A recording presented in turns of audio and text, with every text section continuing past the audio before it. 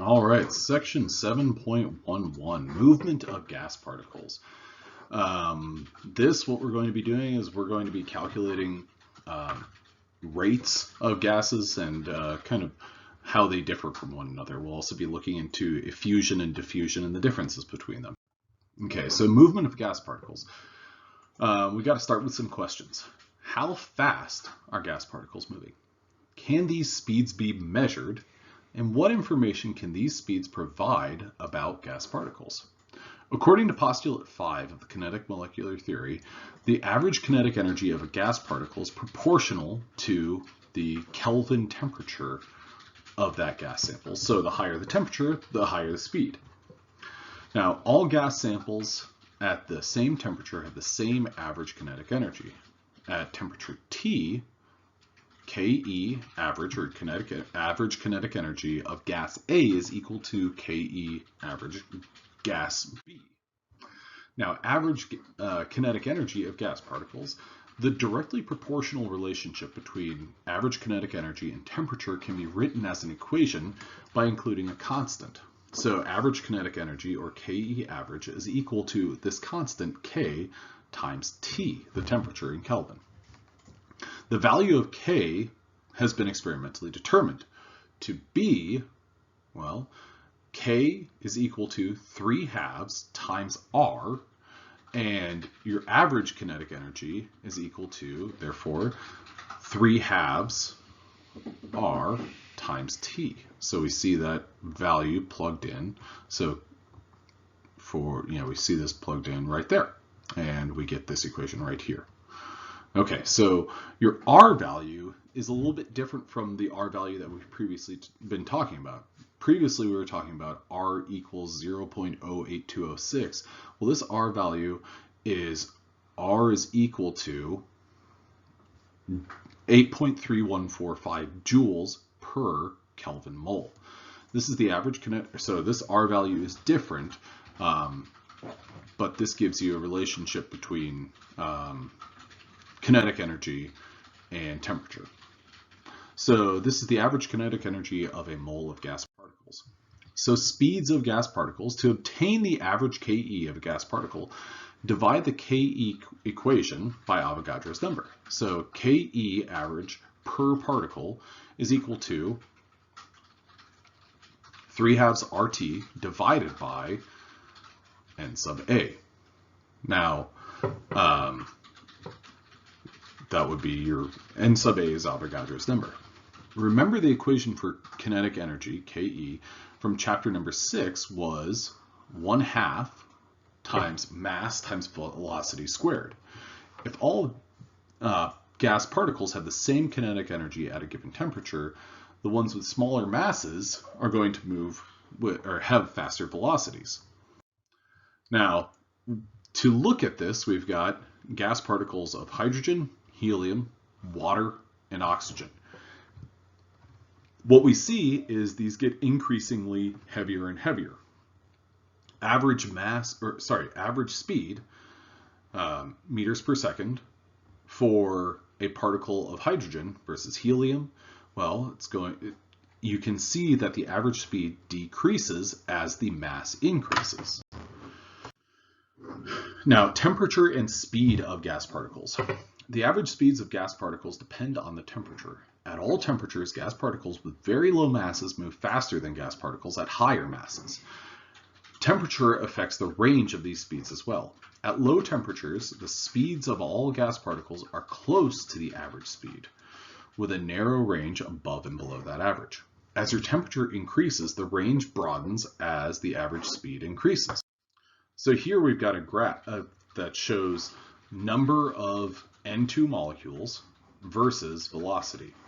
And at 300 Kelvin, you have a very large percentage of those molecules going at a velocity of approximately, we'll call that 750 meters per second, and a smaller percentage going at a lower speed and a smaller percentage going higher than that. Now, at 900 Kelvin, well, again, you see that same sort of trend. There's a small percentage that are going slower than 1500 meters per second, and there's a small percentage going faster than that. but they have a total range that's correlated to their temperature. A higher temperature gives you a higher range, and a lower temperature gives you a more narrow range. Now, root mean square speed. The root mean square speed, V sub RMS, is the velocity of particles possessing the average KE, kinetic energy, in a gas sample known as molar mass, or of a known molar mass. Velocity, root mean squared, is obtained by combining the two equations for KE and substituting molar mass for M N sub A. Okay, so what we do with this is we take average kinetic energy and set that equal to 3/2 RT divided by Avogadro's number, which that's equal to 1/2 mass times velocity squared. Now V squared, solving for this, we rearrange the equation and we get V squared is equal to 3 times RT divided by molar mass times Avogadro's number, and we set that equal to 3 RT divided by the molar mass. Now, our velocity root mean squared is equal to, we take the square root of all of this and say velocity RMS is equal to the square root of 3 times RT divided by the molar mass of that particular gas, or of a known molar mass. Now, what we can do with this is we can, well, basically solve for the root mean squared value, or the velocity of a particular substance. So we have predict the root mean squared speed of nitrogen at 25 degrees Celsius, and then calculate it. All right, so this question, what it's getting at and what it wants us to do is it wants us to say what is the approximate speed. We compare the molar masses of nitrogen to the molar masses of some of the other gases that we saw on figure 7.22. Now 7.22 was the one we were looking at, well, hydrogen, I'm just going to write these out, was approximately 2,000 meters per second. Helium was approximately, that was about 1,400 meters per second. And water, H2O, was approximately 600 meters per second, and O2 was approximately 500 meters per second. And so we looked at those speeds, but we compared them to molar mass, 2 grams per mole. Helium is 4 grams per mole. Water is 18 grams per mole. And oxygen is 32 grams per mole.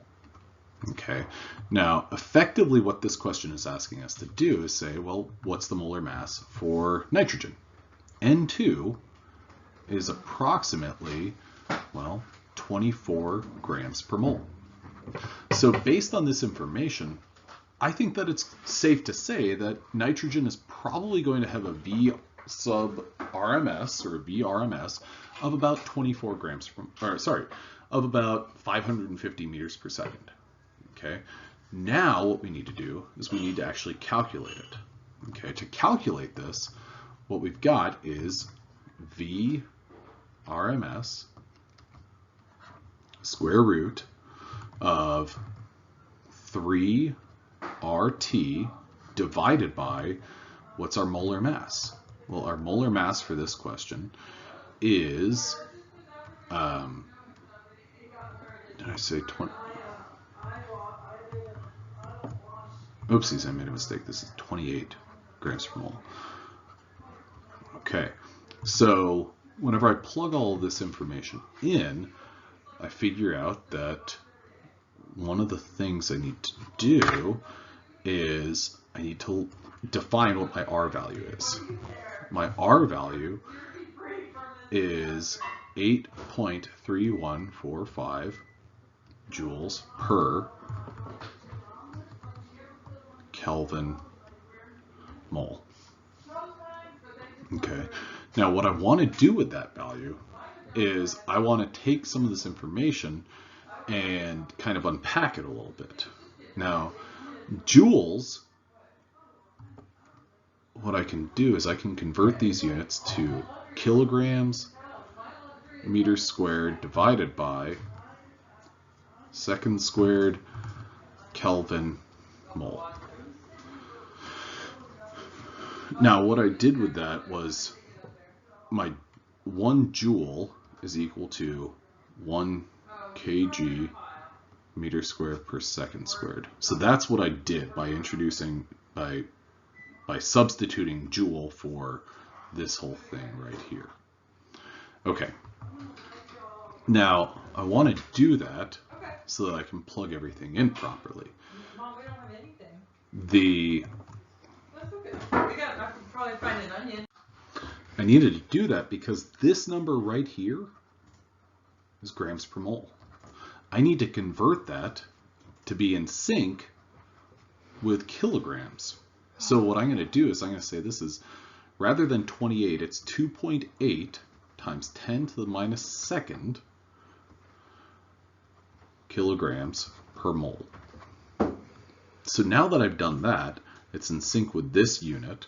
So what I can do now is plug in 3 times 8.3145 times my temperature, which is 25 plus 273.15, also known as 298.15, divided by, and my temperature for this is going to be, or sorry, my molar mass is 2.8 times 10 to the negative second. So I'll plug all that in and take the square root of that. So 3 times 8.3145 times 298.15 divided by 2.8, oh, I had a calculator mix up, 3 times 8.3145 times 298.15 divided by 2.8 to the negative second. That's 265,603, and I simply take the square root of that, and I get a VRMS of 515.4, and my velocity is going to be meters per second. Or you might write that as 5.15 times 10 to the negative times 10 to the second meters per second. All right, well, I hope this is helpful. And you know, there are some correlations that you can draw. The higher the molecular weight, the slower it's going to go. And then actually calculating it, I would say that this is maybe the trickiest part of it, making sure that your units are kind of in sync with one another. Arguably, that's the most difficult part of all of this ideal gas law stuff and gas calculations in general. All right, well, I'll see you in the next and last section of this chapter.